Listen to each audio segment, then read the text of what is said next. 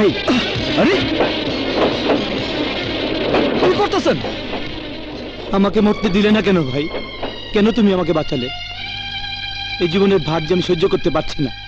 কি করতেছেন আপনি? কি হয়েছে আপনার? ভাই, পেশায় আমি একজন ইলেকট্রিক্যাল ইঞ্জিনিয়ার।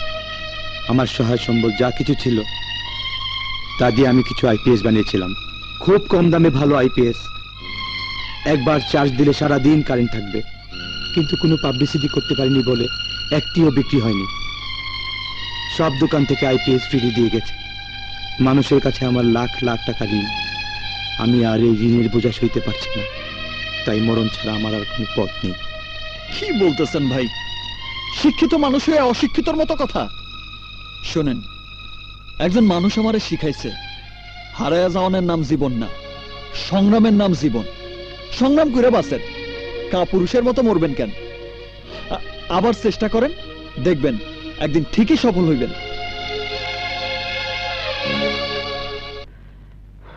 রাজু, একখান পুরুষের মতন কাম করছো।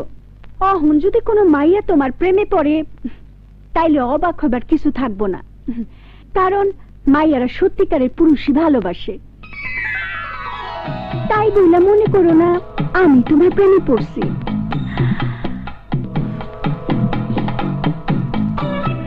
কি দেখতেছো? তোমার সব সৌন্দর্যে একটা জিনিস একদম অসুন্দর করে দিতেছে। কি ওইটা? তোমার মতো একজন সুন্দরীর মুখে এই সিগারেট শোভা পায় না।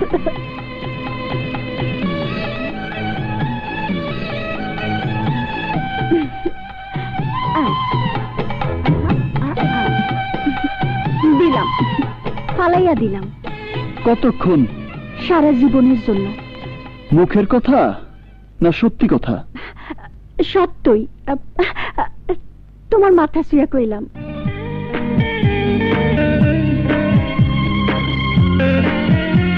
কথাটা সত্যি হলে আমিও বলতে পারি।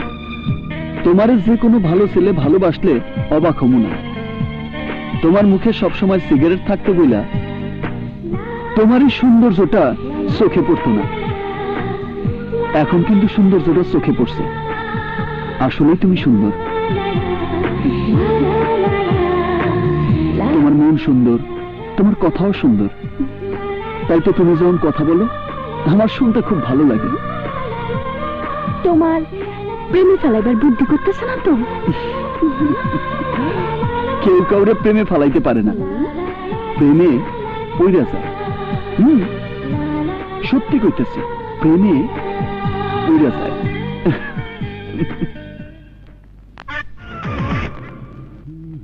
এই সাগর, বলো মা। ঘোর টাইটা বেঁধে দি। টাই? হ্যাঁ, তোর বাবা কিনেছিল। বড় চাকরি পেলে টাইটা পরে অফিসে যাবে। পড়া হয়নি, তাই রাতে টাইটা বের করে দিতে বলল। বের করে দিলাম। আধ ঘন্টা ধরে তোর বাবা নিজের হাতে ইস্ত্রি করলো। তোর বাবার তখনকার আবেগ যদি দেখতিস। ফালতু আবেগ। মা, এই সময় এই ধরনের টাই কেউ পরে? যত সব।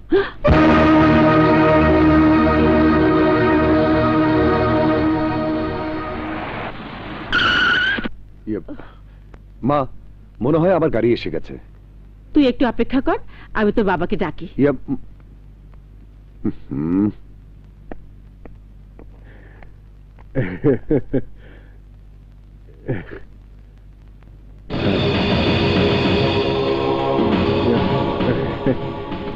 টাইটা পছন্দ করেনি বুঝি? না না, পছন্দ করবে না কেন? ও বলেছিল জামার রঙের সঙ্গে টাইয়ের রংটা মানাচ্ছে না। চলো, সাগর বাইরে তোমার জন্য অপেক্ষা করছে। হ্যাঁ হ্যাঁ, চলো।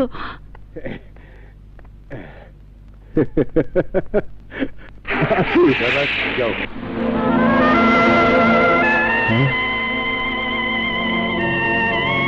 সাগর তোমাকে রেখে চলে গেল?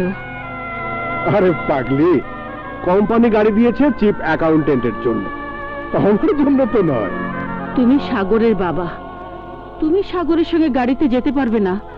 এ কোন ধরনের নিয়ম? আহা, বাবা ছেলের সম্পর্ক বাড়িতে, অফিসে সাগর হলো আমার স্যার। সবার সামনে সাগরকে আমার সালাম দিয়ে কথা বলতে হবে। বুঝি না, তোমাদের কথা বুঝি না। এখন তুমি আবার সেই বাসে ঝুলে ঝুলে। হ্যাঁ, তুমি এসব নিয়ে চিন্তা করো না তো, আমি ঠিকই পৌঁছে যাব। আসেন। তুমি আসেন। যা, খোদা হাফেজ।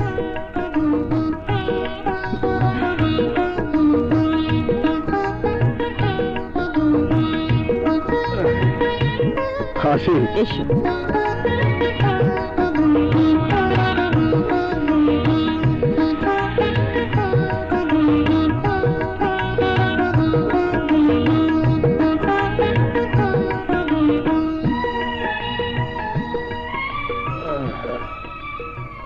রাজু, আজ আমি একটা কথা বলবো, তোমাকে রাখতে হবে। রাখমু। কি করতে হইব কোন? রিকশাওয়ালা হয়ে তুমি আর কখনো আমার সামনে আসবে না। কেন? আমি তোমাকে রিকশাওয়ালা হিসেবে দেখতে চাই না, আমি তোমাকে সফল মানুষ হিসেবে দেখতে চাই। আমি চাই সমাজের সবাই তোমার নাম জানুক, তোমাকে এক নামে চিনুক। সেই দিন তুমি আমার সামনে এসে দাঁড়াবে। কিন্তু চাচা, না না, আমি কোনো কথা শুনবো না রাজু। আমার ছেলে আজ থেকে নতুন জীবন শুরু করেছে, আমি চাই তুমিও শুরু করো। এমন কিছু করো যাতে তোমাকে আর রিকশা চালাতে না হয়।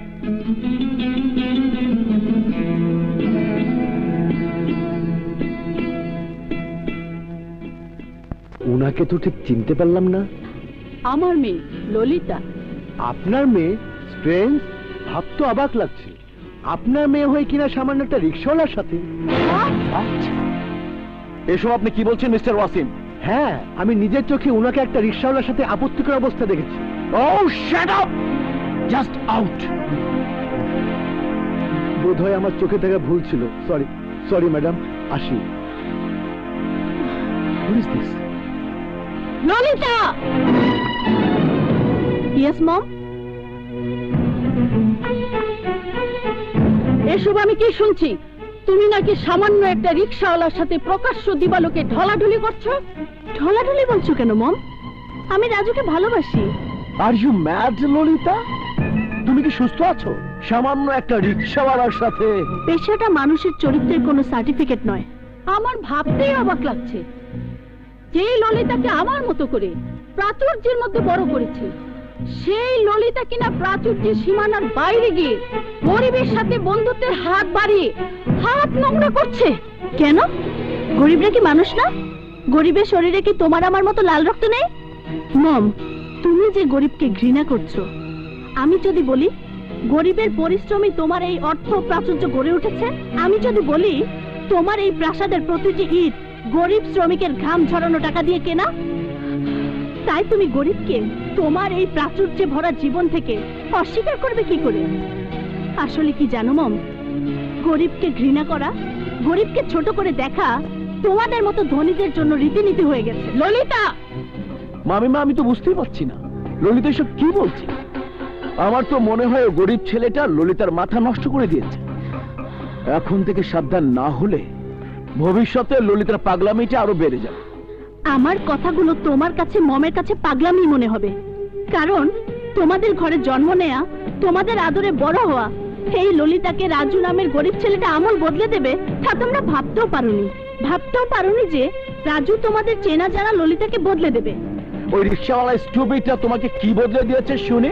ওই রিকশাওয়ালা গরিব ছেলেটা মানুষ হয়ে মানুষকে ভালোবাসতে শিখিয়েছে। ইমরান, তুই শুনেছিস ললিতা কি বলছে?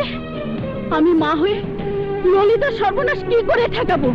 আমি জানতে চাই রাজু আমার কি সর্বনাশ করবে।